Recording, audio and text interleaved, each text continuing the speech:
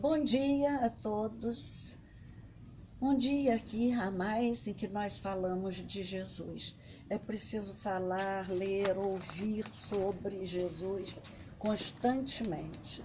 E hoje eu relembro uma lição de Jesus que tem sido muito difícil para nós.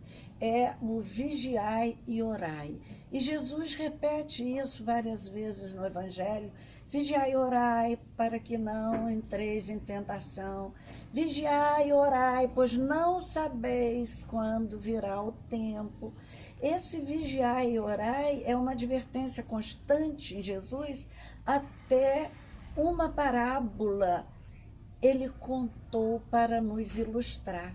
E essa parábola do vigiai e orai, pois não sabeis quando virá o tempo, ele conta em Lucas 12:35, uma parábola escatológica, ou seja, uma parábola profética. E ele conta de um servo começa dizendo assim: cingidos estejam os vossos corpos e acesas as vossas candeias. Ou seja, apto para um momento de uma chegada repentina de alguém. Cingir os corpos é porque os judeus usavam umas roupas compridas.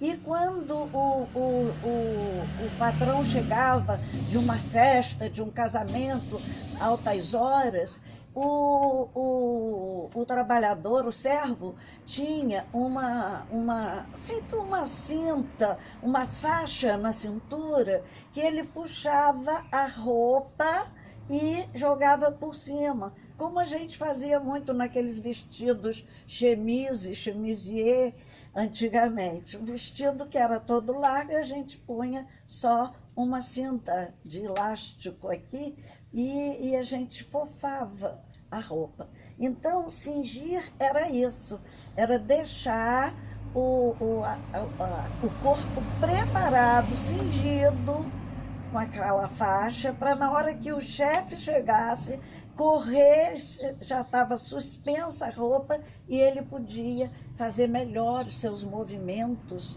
rápidos.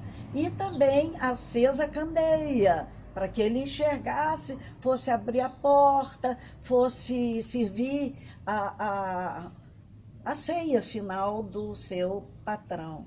Então, Jesus disse que a gente tem que andar como esses servos vigilantes, sempre preparados para uma chegada, para as novidades, para o que é inusitado na nossa vida, né? Eu um dia acordei de madrugada, um telefonema, era minha filha, que tinha acabado de desencarnar num acidente. Isso, numa hora dessa, é que a gente tem que estar cingido, né, para pensar o que fazer ali, por onde eu começo para resolver esse problema. Então, é estarmos atentos a qualquer fato que venha a acontecer. E por que nós não nos vigiamos com tantas advertências? Porque nós ainda não amamos o amor. Nós ainda não queremos bem ao bem. Não inserimos em nossos sentimentos, em nossos pensamentos, esse comportamento de amar o bem, de querer sempre o melhor. E não nos damos ao trabalho da vigilância. Por que não nos damos a esse trabalho? Que Jesus teve que dizer: vigiai e orai, não sabeis quando virá o tempo. Então, a invigilância é fruto de nossa própria ignorância, né? E ela é que nos atrapalha a vida, é a nossa fragilidade espiritual. Nós não escolhemos caminhos, nós andamos por atalhos, queremos encurtar, queremos o que é mais fácil. E às vezes o que é mais fácil é mais difícil para a vida de nossos espíritos. Então, certa vez, ele disse assim: se eu não tivesse vindo, nem vos tivesse falado, não teria esse pecado. Mas agora permanece o vosso pecado. momento em que a gente é surpreendido, ele avisou que viria esse momento. Ele veio, ele falou, ele espalhou, né? E ele falou que a necessidade dele era essa, era evangelizar, era sair pelas cidades. Não era só curar enfermos, ali era um fato isolado. Mas o grande fato estava nas lições que ele precisava nos apresentar para que nós não resvalássemos, como temos resvalado tantas vezes. E Emmanuel, comentando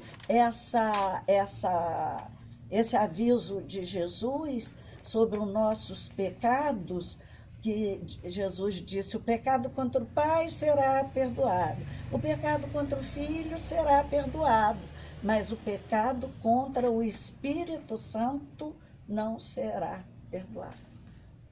Contra nós mesmos, né? Emmanuel, analisando isso na questão 303 do livro O Consolador, quando lhe é perguntado qual o sentido do ensinamento evangélico: todos os pecados ser-vos-ão perdoados, menos os que cometerdes contra o Espírito Santo. Então, Emmanuel diz assim: a aquisição do conhecimento espiritual com a perfeita noção de nossos deveres desperta em nosso íntimo a centelha do Espírito Divino que se encontra no âmago de todas as criaturas. É a genética divina que está em nós, para que a gente nunca se perca, que a gente volte para casa, como o filho pródigo, né? E ele diz: nesse instante, descerra-se a nossa visão profundo santuário da luz de Deus, dentro de nós mesmos, consolidando as orientações de nossas mais legítimas noções de responsabilidade na vida. Aí continua, olha esse pedaço, que primor. Enquanto o homem se desvia ou fraqueja, distante dessa iluminação, seu erro justifica-se, de alguma sorte, pela ignorância ou pela cegueira. Todavia, a falta cometida com plena consciência do dever, depois da bênção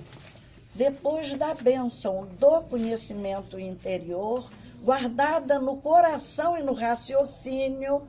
Por isso o Espiritismo é altamente racional, né? É a fé raciocinada.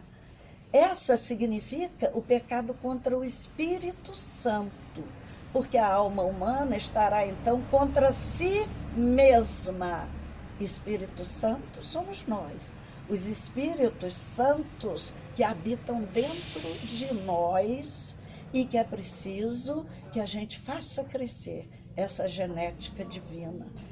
Então, contra si mesma, repudiando as suas divinas possibilidades. É lógico, portanto, que esses erros são mais graves, os mais graves da vida, porque consistem no desprezo dos homens pela expressão de Deus que habita neles.